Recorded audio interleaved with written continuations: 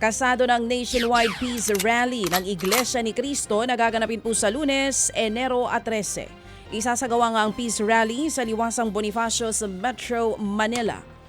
Nagpulong na ang National Capital Region Police Office o NCRPO at mga kinatawan ng INC kaugnay ng rally na iyan. Layunin nga daw po ng peace rally na tutula ng impeachment complaint laban kay Vice President Sara Duterte. Sa baluarte naman ni VP Sara sa Davao City, ilang kalyang pansamantalang isasara simula alas 9 ng gabi sa January 11 hanggang alas 4 ng madaling araw ng linggo. Para po yan sa pag-set up ng pagdarausan ng programa. Buong araw naman ulit isasara ang parehong mga kalsada sa January 13 para sa mismong rally. Nasa 300,000 ang inaasahang dadalo sa nasabing pagtitipon. Balita naman sa lalawigan, natagpo ang patay ang 15 anyos na babae sa Mulanay, Quezon Province. Biyernes ng hapon ang matagpuan ang katawan ng biktima sa isang bakanting lote sa Barangay Anonang. Sa investigasyon ng mga pulis, tinangka umanong halayin ang grade 10 student ng hindi pa pinapangalan ng salarin. Nanlaban daw ang biktima kaya nasaksak at napatay ng lasing na suspect. Nagsasagawa naman ng manhunt operation ang mga pulis. Pinagtataga naman ng katana hanggang sa mapatay ang isang lalaking nagdiriwang ng kaarawan dyan sa General Trias sa Cavite. Napuruhan din ang kanyang kapatid na lalaki na biktima nga po ngayon at kritikal sa ospital.